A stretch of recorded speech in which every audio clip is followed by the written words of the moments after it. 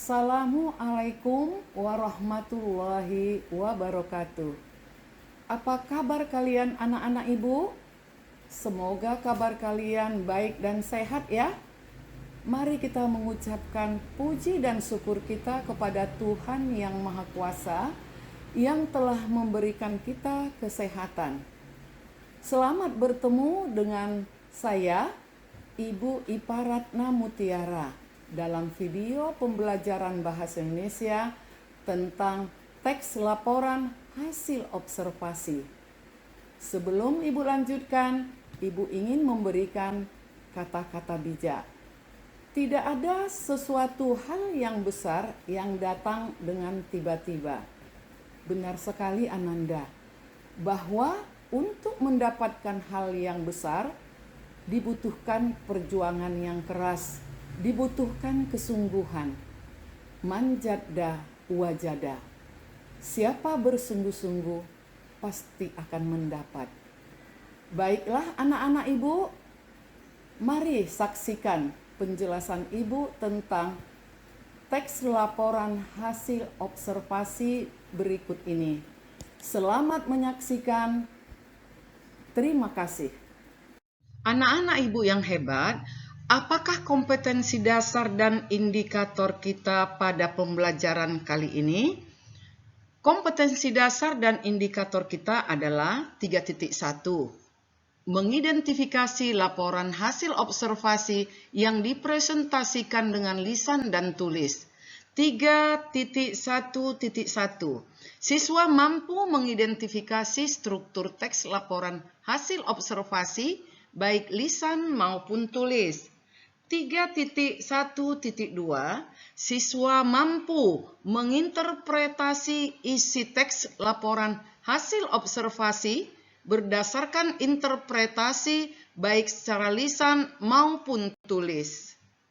Adapun tujuan pembelajaran kita yaitu melalui pendekatan saintifik dengan menggunakan model pembelajaran discovery learning, peserta didik dapat menganalisis isi dan struktur dari minimal 2 teks laporan hasil observasi, baik lisan maupun tulis, dengan kritis, bekerja sama, dan komunikatif selama proses pembelajaran. Nah, anak-anak ibu, sekarang kita masuk ke pembelajaran kita. Apakah teks laporan hasil observasi itu? Teks laporan hasil observasi adalah teks yang memberikan informasi secara umum tentang sesuatu berdasarkan fakta dan hasil pengamatan secara langsung. Nah, anak-anak ibu, bagaimanakah ciri-ciri teks laporan hasil observasi? Nah, ciri-cirinya yang pertama bersifat objektif. Apakah itu bersifat objektif? Objektif berarti dapat ditangkap oleh alat panca indera dan mengandung kepastian. Yang kedua, bersifat fakta. Apakah fakta itu? Fakta adalah peristiwa yang benar-benar terjadi. Fakta menunjukkan kebenaran informasi. Fakta merupakan pernyataan yang tidak terbantahkan kebenarannya. Pernyataan tersebut bisa berupa kalimat yang ditulis berdasarkan kenyataan, peristiwa, atau keadaan yang benar-benar terjadi. Yang ketiga, ditulis secara lengkap dan sempurna. Apakah fungsi teks laporan hasil observasi? Fungsi teks laporan hasil observasi adalah pertama, memberitahu atau menjelaskan tentang sesuatu kegiatan yang diamati atau diobservasi.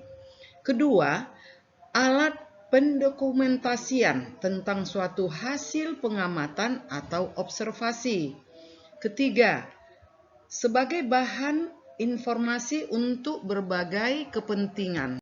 Nah, sekarang bagaimanakah struktur teks laporan hasil observasi? Struktur teks laporan hasil observasi terdiri dari 1. Pernyataan umum, yaitu berisi hal-hal umum seperti definisi, pengklasifikasian, dan yang lainnya sebagai pembukaan.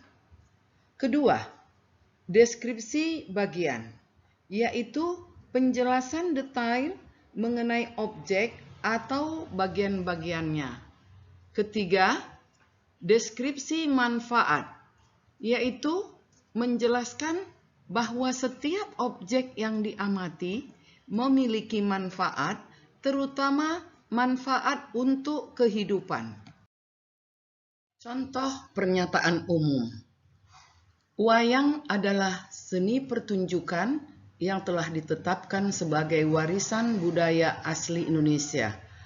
UNESCO, lembaga yang mengurusi kebudayaan dari PBB, pada 7 November 2003 menetapkan wayang sebagai pertunjukan bayangan boneka tersohor berasal dari Indonesia. Wayang merupakan warisan mahakarya dunia yang tidak ternilai dalam seni bertutur. Manakah yang merupakan definisi dari pernyataan umum teks wayang di atas?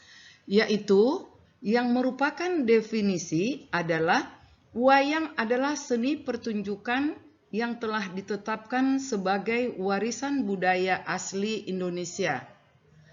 Kemudian, yang hanya menunjukkan hal-hal yang umum, yaitu UNESCO sebagai lembaga yang mengurusi kebudayaan dari PBB, pada 7 November 2003 menetapkan wayang sebagai pertunjukan bayangan boneka tersohor berasal dari Indonesia.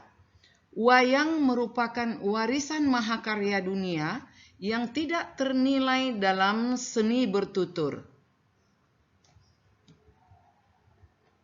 Nah, manakah yang merupakan deskripsi bagian dari teks wayang tersebut? Yang merupakan deskripsi bagian dari teks wayang tersebut adalah para wali songo, penyebar agama Islam di Jawa, sudah membagi wayang menjadi 3. Wayang kulit di timur, wayang wong atau wayang orang di Jawa Tengah, dan wayang golek atau wayang boneka di Jawa Barat. Penjenisan tersebut disesuaikan dengan penggunaan bahan wayang. Wayang kulit dibuat dari kulit hewan ternak, misalnya kulit kerbau, sapi, atau kambing. Wayang wong berarti wayang yang ditampilkan atau diperankan oleh orang.